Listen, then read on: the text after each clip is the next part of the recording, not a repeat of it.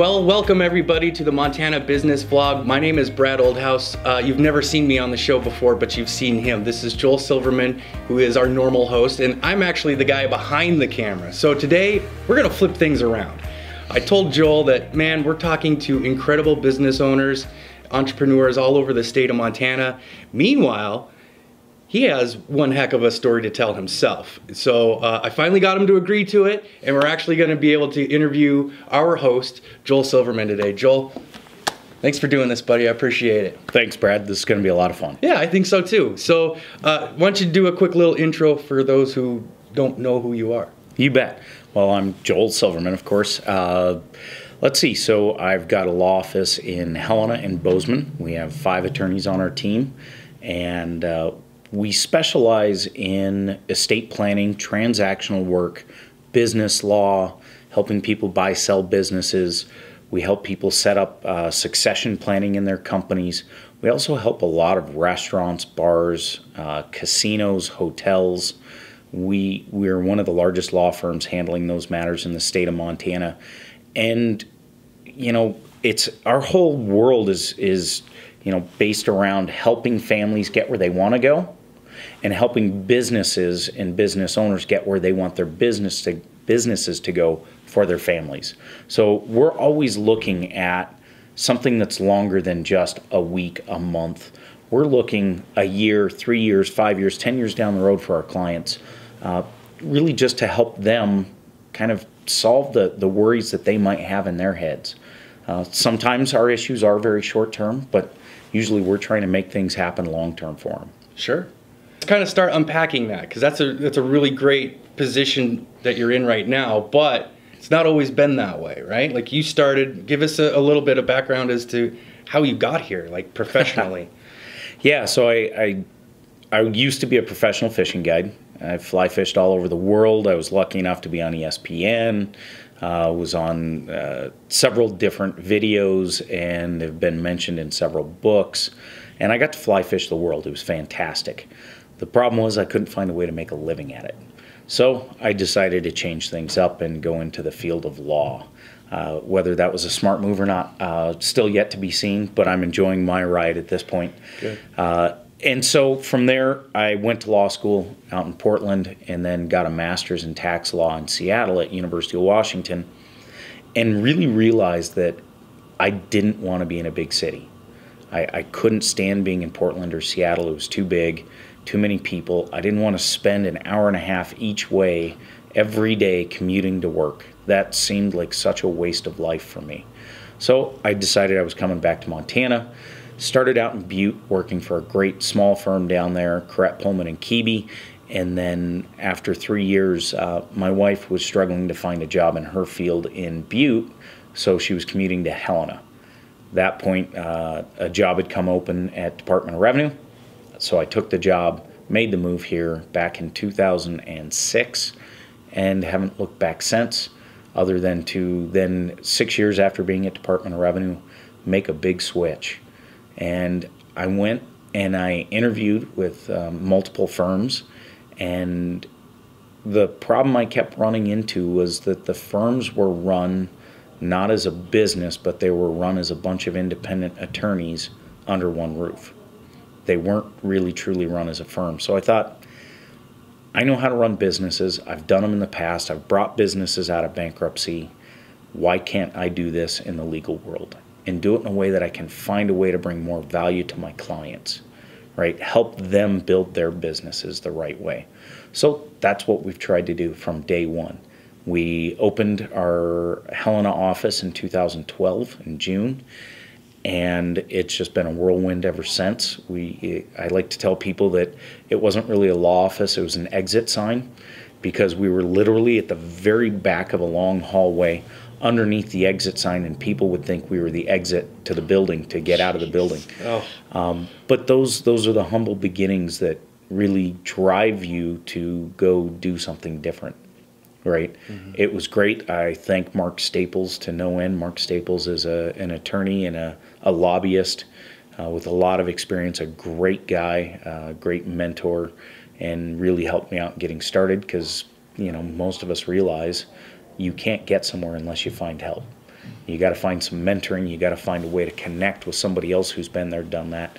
Mark helped me out in subleasing me that first office. And then after a year and a half, we were too big for it. So we moved from that office to another office, expanded in that office twice in 3 years. And we've just been fortunate to find some fantastic people to work on our team to continue to help our clients. Hillary Folkvord is someone that comes right to mind when I think of somebody that's built a business around an experience. And so experience has always been a hot topic with your guests because of that reason. And customer service is at the heart of any experience whatsoever. If you have a terrible experience at a restaurant, you're probably not going to go back. Yeah. Right? And that's just the way of the world. And it's even worse. I wouldn't say worse. It's a even smaller curve of learning in today's world where technology is pushing everything. Yeah. Even one bad review could completely demolish a business. Well, and how many people don't know that that one of their customers had a bad experience, right? Or are we tracking that, right? We've got an interview coming out with, I believe that's launching soon, if it hasn't already launched, but where we got into that discussion a bit about customer reviews and how do you utilize a customer review to benefit you, whether that review is good or bad. How can you turn that person, if you find out a customer had a negative review of you, how do you get them back? It's too easy to just push them to the side and say, nope, they had a bad review, who cares, I don't care about them. Well, if you don't face a bad review, that just brings on additional bad reviews. Well, and it's perception, right? I read this in a book called Hug Your Haters. It's from a guy named Jay Bear. And Hug Your Haters basically centers around how people are using social media and reviews on Google and Yelp and all those places to actually build relationships with customers between the companies that use them. So that's an example that he uses where, say somebody leaves you a negative review on Yelp or something like that. To somebody who's searching that business and looking through the reviews, which is an inevitable place where we go nowadays, it's not so much reading a negative review, it's how is this company handling that negative review that's going to give me some positive or negative feedback. For example, if somebody said SocialFlix has terrible video quality, they were completely unprofessional, the guy is a redhead and I don't like him, whatever the review is, I give away all of my power to that review by not responding to it. 100%. And what Jay Bear says is completely true, that at least if you acknowledge that review, no matter the platform, no matter if it's a tweet on Twitter, no matter if it's a review on Facebook, or even so much as a comment to one of your pieces of content on anywhere on social, if you're paying attention at least, that says a lot to the onlooker. And it also says to them, well, that's good, because if I have a problem, at least I know they're going to take care of me and they're going to see me. And that book was a huge unlock for me.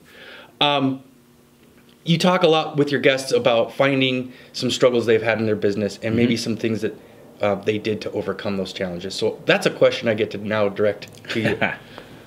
That's a deep one. That one can bring up negative connotations for a lot of people. The great part is the way we view those things here is as a constant learning experience. A struggle, a failure should never be a negative experience. When it becomes negative, it becomes about you as the person. When you look at it as a way to learn, you make it just about that moment, that issue, and how do you grow from it and better yourself from it. We've had some bad hires here, and that's all on me. And the reason we had the bad hires is because we didn't have the right systems in place. When you start figuring out some of the systems, and a great author for this and building the right culture, interviewing for the right people, is Patrick Lencioni. He's got a series of books that are just fantastic. For those of you out there, please, please, please go get Patrick Lencioni's books. He's got 4 or 5 different books on building culture, which is huge. right? Living your culture, hiring for your culture. But the first thing you have to do is you have to know, what is your culture? What are you trying to build? Right? And then you have to remind your team of it constantly. Here's what we are here for. Right? Our number one thing in culture is it's about the customer, the client, not us. Not any one of us as individuals. You could call our office and you could chew anyone out in my office. And everybody in the office knows how to deal with it. We've worked through it. We constantly live it. It's real simple. We look for what's the client's problem. How do we solve it? Right? And even if it's not something we can solve, we will help you find the tools to do that. Right? So our culture is constantly built around that concept, that it's not about us, it's the client. So when we have little issues in the office, little issues never become big issues, because if it doesn't help the client, then it's an issue you just toss out the window. It's not worth hanging on to. It's not worth getting upset over. Get rid of it, because it's not helping our clients move forward. And when we have issues, we address them. They get dealt with right away. There's no hanging on to it. So that's really our big key here. And as far as when you hit those hurdles or those bumps in life, or other business people will call it a plateau, right? You're going along and all of a sudden you hit a plateau and you stop growing for a period of time. Athletes hit this all the time. How do they get over it? Athletes, pro athletes, have coaches. For some reason, we as business owners and in society say, oh, you have a coach? That's, geez, what's wrong with you? I can tell you, I have a legal business coach, and I have a business coach, and I have a life coach, because I'm trying to expand 3 different things in my life, right? And the only way I'm going to get there is by learning from other people who've been there, done that, or who are coaching other people who've been there, done that, right? So each one of my coaches helps me in different ways, and they also keep me honest with myself, whether I'm failing on my tasks, not following through on them all the way, or I'm keeping on task but not where I should be. And they're also helping me celebrate when I do hit those targets. That's one of the great things, is it's somebody else to sit there and go, man, Joel, let's celebrate that. That's fantastic. You know, how are you going to celebrate that? They make sure that I'm enjoying the process too, not just grind, and I get to the end of the day and I go home and my wife looks at me and thinks that I'm just this angry curmudgeon who shows up at home because, you know, I'm too tired to stay at work any longer. Sure. So you hit those hurdles, and the big key is finding ways over them. Constantly looking, whether you're reading books, getting help from someone else, talking to another business owner who's been there, done that. The tools are there. It's on YouTube even, whether it's our interviews like this, podcasts, lots of podcasts, right? I mean, you think of all the great business people out there who've been there, done that, whether you're a clothing company to a law office, that information's out there. We've never had more free information in our lives. I have thousands of dollars spent on books, sitting on business books on our shelves here, that you come into our office, you can see them, either office. But basically all that stuff's out there for free too. You just have to dig. That's true. Yeah, we've talked a little bit about technology. That's a good segue into how is technology impacting your business, and where do you kind of see adopting certain technology? Like, talk to me about technology and your practice specifically. Wow, technology's been huge in our practice. I'd had some problems with PC-related computers long ago, so we switched over to Apple. And I don't know that Apple's any better than, as an operating system or as a computer system, better than PCs. I'd had enough bad experiences with PCs, I just ditched them. Right. And so we spend a ton of money on technology, whether it's our phones to our computers. We just went to a new operating system for our law office called Practice Panther, which is fantastic. We're going fully live with it January 1. It is a great operating system that's going to help us be more efficient. It's going to help our accounting be more efficient, speed up our processing. It's going to help our clients because of the way we can push data. Also allowing our clients special login privileges so that they'll be able to see what's going on live, not having to wait, a period of time before the attorney calls them back. They can actually go in and see a lot of the things that are happening, just at a simple login from their computer. That's fantastic. To utilizing things like what we're doing here, right? To giving back to people in the community through technology, to how we send bills out. There's so many ways technology affects our lives, and it's amazing to watch it happen so quickly. And it's happening so fast that we can't even really keep up with it.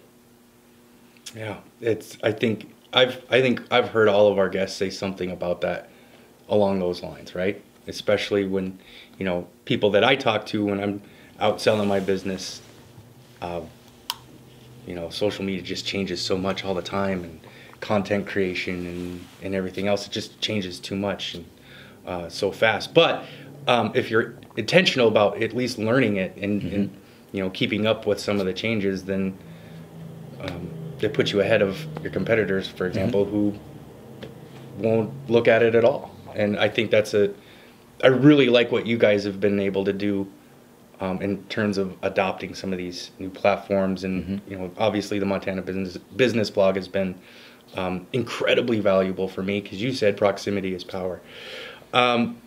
What does, in wrapping up here with one final question, what does the future of SIlverman Law Office look like for you? This isn't the what are you doing in 5 years question, but it's what's that vision for the future that you're holding on to?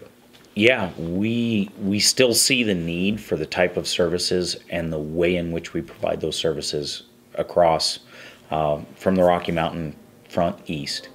That's our focus, right? We represent clients from the only place that we're really strong west of the divide is Butte. So we may be opening an office there, we don't know, but we're representing clients in Great Falls, up to Havre, over to Choteau, all the way across the High Line, Sydney, Billings, Miles City. So we know that our business model works. We've only been at this for 6 years. And for us to do what we've done and do it without anybody really telling us how to do it, because we had such a different business model, it's been pretty fantastic. I mean, phenomenal, if you will. And that's not tooting my horn. That's everybody on my team. Mm-hmm. It's not me that makes it happen.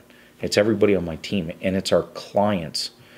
Our clients are unbelievable.